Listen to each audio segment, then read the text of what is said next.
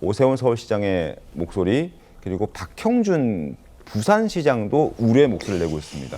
자, 실제로 5대5였던 지금 룰을 7대3으로 개정이 이루어진다면 이거 가만히 있을 수 있겠나, 가만히 있을 수 없다라는 입장을 냈고, 그리고 중도층을 놓칠까 걱정된다라는 의견도 오세훈 서울시장과 박형준 부산시장이 모두 입장을 냈습니다. 박형준 부산시장, 계엄을 정당화하려는 지지층에게 미움받을 용기도 필요하다. 그러니까 할 말 하고 끊을 거 끊고 앞으로 나아가야 된다라는 얘기고, 오세훈 서울시장도 핵심층에 호소하던 장 대표가 외연 확장 전략을 편다면 명분도 있을 것이다. 그러니까 좋으니까 외연 확장 합시다. 이런 얘기거든요.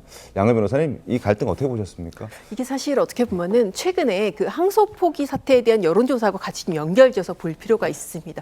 항소 포기가 잘한 것이냐 못한 것이냐 이렇게 봤을 때는 네. 부정적인 여론이 40%를 훨씬 넘습니다. 네. 그리고 이제 긍정적인 이제 사실 뭐 그 절반이야 그렇게 돼서 네. 어떻게 보면은 이 항소 포기 어떻게 보면 대통령의 재판을 염두에 둔 것이 아니냐라고 의심받는 이 항소 포기에 대한 부정적인 여론을 국민의힘에 대한 지지율 연결을 지을 수가 있는데 오롯이 흡수를 못하고 있다는 맞습니다. 지적인 그것을 거죠? 거의 흡수를 못하고 거의 그 절반 정도밖에 지금 지지율상으로 봤을 때는 흡수를 못하고 있는 상황이거든요. 그러니까는 정말 실제 이렇게 경선에 나서고 선거에 뛸 사람으로서는 애가 타는 상황이고요. 특히나 이제 이런 중도층이 실체가 없다라고 했는데 사실 여론조사상으로 봤을 때는 중도층이 떨어져 나가니까 그야말로 골수 지지층만 남아서 이 1년 전하고 이 탄핵 직후하고 똑같은 비율이야. 그런 여론조사를 기록하고 있기 때문에 이 부분에 대해서는 좀 갈등이 불가피한 상황입니다. 네, 현역 광역 단체장들 우리의 목소리를 내고 있고, 한동훈 전 대표도 우리의 목소리를 내고 있죠. 그리고 보수 농객 조갑재 대표도 한동훈 전 대표가 서울시장에 나가야 한다라는 주장을 하면서 만약에 이대로 룰이 결정이 된다면 5대5에서 7대3으로 바뀐 룰이 결정이 된다면 대단히 불리해질 것이다라는 얘기도 나오고 있습니다. 조갑재 대표의 목소리 들어보겠습니다. 장동혁 대표가 이끄는 국민의 힘이 한동훈 전 장관이 조자룡처럼 지금 당기 필마로 이 상황을 주도하는 데 대해서 시기 질투를 하는 것 같아요. 적이 아니에요. 예. 같이 밀어주고 한 덩어리가 돼버렸으면 지지율이 올라갈 텐데. 대장. 서울시장 나가는 게 맞는데 그러려면 경선을 해야 되겠죠. 예. 오세훈 시장하고. 예.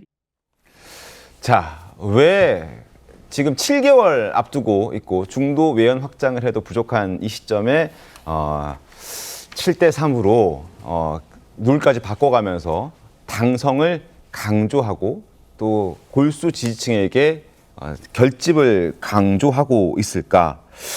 흥미로운 여론조사 결과가 하나 더 있습니다. 바로 보여드릴게요. 차기 대선 후보 적합도입니다. 김민석 총리 19.4, 나경원 의원 4.6, 장동혁 대표 20.2, 정청래 대표 7.9, 조국 대표 10, 한동훈 전 대표 10.4. 차기 대선 후보 적합도에서 김민석, 장동혁 이 두 사람이 굉장히 높은 지지를 지금 받고 있는 상황입니다. 그래서 차기 대선을 노리고 장동혁 대표가 지금 스탠스를 유지하려고 하는 것 아니냐. 그리고 자신의 대선 가도에 혹시 모를 위협이 될 만한 후보자들을, 잠재적 후보자들을 정리하려는 것 아니냐. 뭐 이런 의견들도 있습니다. 그 가운데 한 사람이 이제 오세훈 서울시장 일태고, 그런 차원에서 당원 당규 바꿔가면서 5대5를 7대3으로 바꾸려는 거 아니냐. 이런 얘기도 나오는데, 성춘 부위원장께서 어떻게 보셨습니까? 정말 그런 생각이라면 다음 대선 오기 전까지 못 버틸 겁니다. 네. 지금 아직 대선은 4년 반이나 남지 않았습니까? 아직 한참 남았고요. 장동혁 대표가 내년 지방선거에서 유의미한 성과를 거두지 못한다면 정치 인생도 저는 위기가 다가올 거라고 보기 때문에 네. 저런 식의 강성 행보, 저 지지율 하나 나온 것 같고 좀 두근두근하면서 싱숭생숭한 마음에 강성 지지층을 계속 손잡아야겠다라고 결정하는 순간 아마 선거는 사실상 지게 될 겁니다. 왜냐하면 중도층이 없다? 최근 한 5년 선거만 쭉 짧게만 보더라도 네. 중도층이 모든 선거를 결정했어요. 2020년 총선 민주당이 대승했는데 그 다음에 있던 서울시장, 부산시장, 재보궐선거에서는 또 확 그 국민의힘이 대승하지 않았습니까? 2022년에는 박빙의 선거로 윤석열 전 대통령이 되고 23년 강서구청장 보궐선거 때는 민주당이 대승했고 네. 작년 총선 대승했습니다.